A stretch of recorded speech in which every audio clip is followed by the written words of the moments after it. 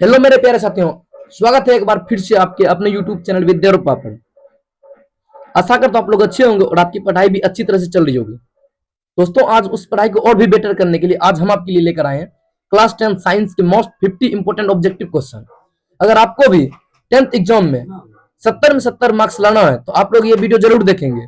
अगर आपको नहीं लाना है तो आप लोग ये वीडियो छोड़ के जा सकते हैं। अगर आप फुल वॉच नहीं कर सकते हैं वीडियो को तो ये वीडियो आप लोग नहीं देखिए, तो आपके लिए बेटर रहेगा। अगर आप देखिएगा तो फुल वॉच कीजिएगा। चलिए आज की क्लास को बिना विलंब के शुरू करते हैं। आज सभी ऑब्जेक्टिव क्वेश्चन को चुन चुन के लाया गया है। अगर आप चैनल पर पहली बार आए हैं तो चैनल को सब्सक्राइब कर लीजिएगा, वीडियो को लाइक कर अपने दोस्तों से जरूर शेयर कीजिएगा। आपका पहला क्वेश्चन है, विद्युत धारा की एसआई इकाई क्या होती है? यानी विद्युत धारा की जो इकाई होती है क्या होती है? वोल्ट, एम्पियर, ओम या वाट?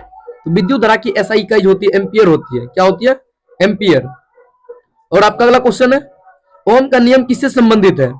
चुंबकत्व से, ध्वनि से, विद्युत धारा से या प्रकाश से? तो ओम का जो नियम है यह संबंधित है विद्युत धारा से। किससे?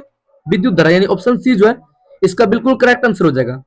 और आपका अगला क्वेश्चन है, विद्युत शक्ति का सूत्र क्या होता है? तो विद्युत शक्ति का जो सूत्र होता है दोस्तों, ये 2-3 होता है, इसीलिए इसका आंसर आप लोग कमेंट में दीजिएगा। आपका अगला क्वेश्चन है, एकांक समय में क्या गया कार्य कहलाता है? यानी एकांक समय में जो किया गया कार्य कहलाता है वो शक्ति कहलाता है। क्या कहलाता है? शक्ति। यानी ऑप्शन बी जो है इनका सही उत्तर हो जाएगा। और कार्य करने की शक्ति को ऊर्जा कहते हैं, ये भी आपको ध्यान में रखना है। और आपका अगला क्वेश्चन है, दर्पण में बना प्रतिबिंब हमेशा सीधा होता है। यानी किस दर्पण में प्रतिबिंब बना जो है हमेशा सीधा होता है? अवतल दर्पण, उत्तल दर्पण, समतल दर्पण या कोई नहीं? तो समतल दर्पण में बना प्रतिबिंब हमेशा सीधा होता है, यानी ऑप्शन सी जो है बिल्कुल सही आंसर हो जाएगा। यानी हमारे घर में जो दर्पण लगा रहता है उसको समतल दर्पण कहते हैं। और आपका अगला क्वेश्चन है, आवेश की एसआई इकाई क्या होती है? कूलॉम, एम्पियर, जूल या वोल्ट? तो आवेश की जो एसआई इकाई होती है ये होती है कूलॉम। क्या होती है? कूलॉम। आपका अगला क्वेश्चन है, ध्वनि तरंग किस प्रकार की तरंग है? अनुप्रस्थ, अनुदैर्घ्य, विद्युत या प्रकाश? तो ध्वनि तरंग जो है यह एक प्रकार का अनुप्रस्थ तरंग है। कैसा तरंग है? अनुप्रस्थ। और आपका अगला क्वेश्चन है, प्रकाश की चाल निर्वात में होती है, यानी प्रकाश की जो चाल होती है निर्वात में कितनी होती है? 3 × 10⁶ मीटर पर सेकंड स्क्वायर, 3 × 10⁸, 3 × 10⁴, 3 × 10⁻10। तो प्रकाश निर्वात में चाल होती है 3 × 10⁸ मीटर पर सेकंड।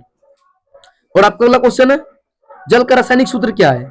यह क्वेश्चन बहुत इजी है, फिर भी आंसर बताते हैं। जल का सूत्र H2O होता है। क्या होता है? H2, यानी ऑप्शन ए जो है बिल्कुल सही आंसर हो जाएगा। ऐसा ही क्वेश्चन बिहार बोर्ड पूछता है, ज्यादा हार्ड भी नहीं पूछता है इसीलिए। आपका अगला क्वेश्चन है, अम्ल का स्वाद कैसा होता है? तो अम्ल का स्वाद खट्टा होता है। और इससे रिलेटेड क्वेश्चन कि अम्ल जो है का पीएच मान कितना होता है, इसका आंसर आप लोग को कमेंट में देना है। और आपका अगला क्वेश्चन है, पीएच का मान कितना होने पर विलयन उदासीन होता है? तो पीएच का मान 7 होने पर विलयन उदासीन होता है। कितना होने पर? 7। आपका अगला क्वेश्चन है, धातु ऑक्सीजन से विक्रिया कर क्या बनाती है? धातु ऑक्सीजन से विक्रिया कर धातु ऑक्साइड बनाती है। क्या बनाती है? धातु ऑक्साइड। और आपका अगला क्वेश्चन है, सोडियम का प्रतीक क्या है? तो सोडियम का प्रतीक Na होता है। क्या होता है? Na, यानी ऑप्शन बी जो है इनका सही आंसर हो जाएगा। और आपका अगला क्वेश्चन है, जंग लगना किस प्रकार की अभिक्रिया है? तो जंग लगना एक प्रकार की ऑक्सीडेशन अभिक्रिया यानी ऑक्सीकरण अभिक्रिया है। और आपका अगला क्वेश्चन है, खाने की सोडा का रासायनिक नाम क्या है? यानी खाने का जो सोडा होता है उसका रासायनिक नाम क्या है? तो इनका रासायनिक नाम होता है, तो खाने का सोडा का जो रासायनिक सूत्र होता है ये होता है Na2CO3। क्या होता है? Na2CO3, यानी ऑप्शन ए जो है इसका बिल्कुल सही आंसर हो जाएगा। और आपका अगला क्वेश्चन है, अम्लीय वर्षा का पीएच मान कितना होता है? यानी अम्लीय वर्षा जो होता है उसका पीएच मान कितना होता है? तो इसका भी आंसर आप लोग को कुछ क्वेश्चन आप लोग के लिए छोड़ रहे हैं ताकि आप लोग को अंदाजा लग सके कि हम लोग कितना पढ़े हैं, इसीलिए इसका क्वेश्चन आप लोग कमेंट में दीजिएगा, आंसर इसका दीजिएगा। और आपका अगला क्वेश्चन है, प्रकाश संश्लेषण की प्रक्रिया किसमें होती है? माइटोकॉन्ड्रिया, राइबोसोम, क्लोरोप्लास्ट या केंद्रक में? तो प्रकाश संश्लेषण की प्रक्रिया होती है क्लोरोप्लास्ट में होती है। किसमें? क्लोरोप्लास्ट, यानी ऑप्शन सी जो है इसका बिल्कुल सही आंसर हो जाएगा। और आपका अगला क्वेश्चन है, मानव हृदय में कितने कक्ष होते हैं? तो मानव हृदय में 4 कक्ष होते हैं। कितने कक्ष? 4। और आपका अगला क्वेश्चन है, पाचन में सहायक एंजाइम कौन सा है? यानी पाचन में सहायक एंजाइम जो होता है कौन सा है? तो एमाइलेज जो है पाचन में सहायक एंजाइम होते हैं। आपका अगला क्वेश्चन है, रक्त का लाल किसके कारण से होता है? तो रक्त का लाल जो है हीमोग्लोबिन के कारण से होता है। किसके कारण से? हीमोग्लोबिन की उपस्थिति के कारण रक्त लाल होता है। और आपका अगला क्वेश्चन है, मानव में गुणसूत्र की संख्या कितनी होती है?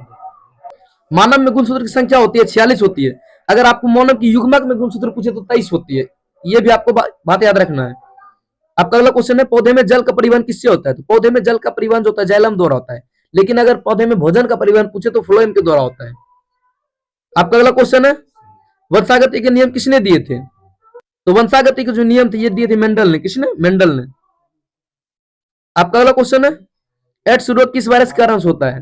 तो एड्स रोग जो HIV के कारण से होता है। किसके कारण से? HIV के कारण से। और आपका अगला क्वेश्चन है, हरितगृह गैस कौन सी है? यानी हरितगृह गैस कौन सी है? तो यह कार्बन डाइऑक्साइड यानी CO2 जो हरितगृह गैस है। कौन सा? CO2। आपका अगला क्वेश्चन है, ओजोन परत किससे सुरक्षा करती है? तो ओजोन परत UV किरणें से सुरक्षा करती है। किससे? UV किरणें से। आपका अगला क्वेश्चन है, जैव अपघटनीय पदार्थ कौन सा है? यानी जैव अपघटनीय पदार्थ कौन सा है? प्लास्टिक, कांच, कागज या पॉलीथीन? इसका भी आंसर आप लोग को कमेंट में देना है। और आपका अगला क्वेश्चन है, जीव और पर्यावरण के अध्ययन को क्या कहते हैं? जीव और पर्यावरण के अध्ययन को पारिस्थितिक कहते हैं। क्या कहते हैं? सॉरी, जीव सिर्फ पर्यावरण के अध्ययन को पारिस्थितिक कहते हैं, लेकिन जीव और पर्यावरण दोनों को मिला कहेंगे तो जीव विज्ञान कहेंगे। क्या कहेंगे? जीव विज्ञान। यानी ऑप्शन ए जो है इसका सही उत्तर हो जाएगा। और आपका अगला क्वेश्चन है, ऊर्जा का ऐसा मात्रक क्या होता है? ऊर्जा का ऐसा मात्रक होता है जूल। यानी ऑप्शन बी जो है इसका बिल्कुल सही उत्तर हो जाएगा। और आपका अगला क्वेश्चन है, क्वेश्चन नंबर 30 है कि बल का ऐसा मात्रक क्या होता है? बल का ऐसा मात्रक न्यूटन होता है। यानी ऑप्शन सी जो है इसका बिल्कुल सही आंसर हो जाएगा। आपका अगला क्वेश्चन है, दर्पण सूत्र क्या है? तो दर्पण सूत्र 1/f बराबर 1/v प्लस 1/u। ये 5 नंबर में प्रूव करने के लिए भी देता है। तो सबसे हल्की धातु जो होती है यह होती है आपका कौन सा? लिथियम। यानी सबसे हल्की धातु कौन होती है? लिथियम। यानी ऑप्शन सी हो जाएंगे इसका सही आंसर। और आपका अगला क्वेश्चन है, CO2 का मुख्य स्रोत क्या है? यानी CO2 किसके द्वारा अधिक होता है? तो ईंधन दहन के द्वारा सबसे अधिक CO2 निकलता है। और आपका अगला क्वेश्चन है, मानव शरीर की सबसे बड़ी ग्रंथि कौन सी है? तो सबसे बड़ी ग्रंथि जो यकृत होता है। क्या होता है? यकृत। यदि सबसे बड़ा अंग पूछे तो यह होता है त्वचा। यह बात को आपको ध्यान में रखना है। आपका अगला क्वेश्चन है, DNA का पूरा नाम क्या है? तो DNA का पूरा नाम होता है डीऑक्सीराइबोन्यूक्लिक एसिड। क्या होता है? Deoxyribonucleic acid. अगर आपको RNA का पूछे तो यहां से डीऑक्सी लगन से हटा के इधर राइबोन्यूक्लिक एसिड होता है। आपका अगला क्वेश्चन है, ध्वनि की तीव्रता किस पर निर्भर करती है? आवृत्ति, आयाम, चाल या समय पर? ध्वनि की तीव्रता आवृत्ति पर निर्भर करती है। किस पर? आवृत्ति पर। आपका अगला क्वेश्चन है, विद्युत बल का तंतु किस धातु का बना होता है? तो यह टंगस्टन का बना होता है। यह हम लोग बचपन से ही पढ़ते आते हैं। विद्युत बल का जो है धातु तंतु टंगस्टन का बना होता है। और आपका अगला क्वेश्चन है, मानव आंख में प्रतिबिंब कहाँ बनता है? कॉर्निया पर, रेटिना पर, लेंस पे या पुतली पर? तो मानव आंख में जो प्रतिबिंब बनता है आपका रेटिना बनता है। किस पर? रेटिना पर। और आपका अगला क्वेश्चन है, भोजन में ऊर्जा किससे मिलती है? प्रोटीन से, कार्बोहाइड्रेट से, वसा से या सभी से? तो भोजन में ऊर्जा सभी से मिलती है, लेकिन सबसे पहले कार्बोहाइड्रेट से मिलते हैं हमें। और आपका अगला क्वेश्चन है, नाइट्रोजन चक्र में बैक्टीरिया की भूमिका क्या होती है? तो नाइट्रोजन चक्र में बैक्टीरिया की भूमिका जो है नाइट्रोजन स्थिरीकरण करना होता है। क्या करना होता है? नाइट्रोजन स्थिरीकरण। आपका अगला क्वेश्चन है, रासायनिक अभिक्रिया में द्रव्यमान। रासायनिक अभिक्रिया में द्रव्यमान क्या होता है? बढ़ता है, घटता है, स्थिर रहता है, बदलता है? तो अभिक्रिया में जो द्रव्यमान स्थिर रहता है क्या होता है? स्थिर रहता है। और आपका अगला क्वेश्चन है, सबसे अधिक प्रचुर गैस वायुमंडल में कौन सी है? ऑक्सीजन, कार्बन डाइऑक्साइड, नाइट्रोजन या हाइड्रोजन? सबसे अधिक जो है नाइट्रोजन है। और यह कितना % आपको आंसर देना है कमेंट में। और आपका अगला क्वेश्चन है, मानव में श्वसन का मुख्य अंग कौन सा है? तो मानव में श्वसन का मुख्य अंग फेफड़ा है। कौन सा है? फेफड़ा। और आपका अगला क्वेश्चन है, पौधे में भोजन का परिवहन किससे होता है? इससे पहले आपको बताएं कि पौधे में भोजन का परिवहन फ्लोएम द्वारा होता है।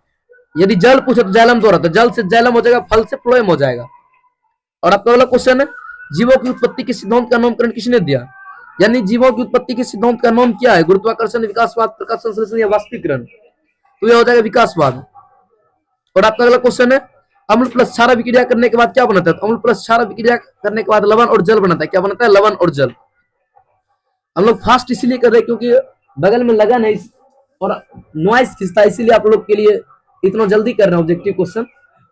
आपका अगला क्वेश्चन है, ऊर्जा संरक्षण नियम किससे संबंधित है? न्यूटन से, आइंस्टीन से, जूल से या लोइजर से? तो ऊर्जा संरक्षण के सिद्धांत लोइजर से संबंधित। किससे? लोइजर से। और आपका अगला क्वेश्चन है, सबसे अधिक ऊर्जा देने वाला पोषक तत्व कौन सा है? तो सबसे अधिक ऊर्जा देने वाला पोषक तत्व जो है यह आपका वसा है। क्या है? वसा है। आपका अगला क्वेश्चन है, हरित पौधे कहलाते हैं उपभोक्ता, अपघटक, उत्पादक या परजीवी? तो जो हरे पौधे होते हैं वो आपका कहलाता है उत्पादक, यानी उसी के द्वारा जो भोजन का उत्पादन होता है। आपका अगला क्वेश्चन है, पारिस्थितिक तंत्र का अध्ययन किससे किया जाता है? जीव विज्ञान में, रसायन विज्ञान में, भौतिकी में, गणित में? तो पारिस्थितिक तंत्र का अध्ययन किया जाता है जीव विज्ञान में। तो दोस्तों ये थी आज की क्लास। अब आपको आज का क्लास कैसा लगा हो तो आप लोग कमेंट में जरूर बता के जाइएगा और आप अपना फीडबैक जरूर दे के जाइएगा, आपका कितना आंसर सही हुआ। मिलते हैं इसी तरह के नए वीडियो के साथ। तब तक आप अपना ख्याल रखें, अपने परिवार का ख्याल रखें। धन्यवाद।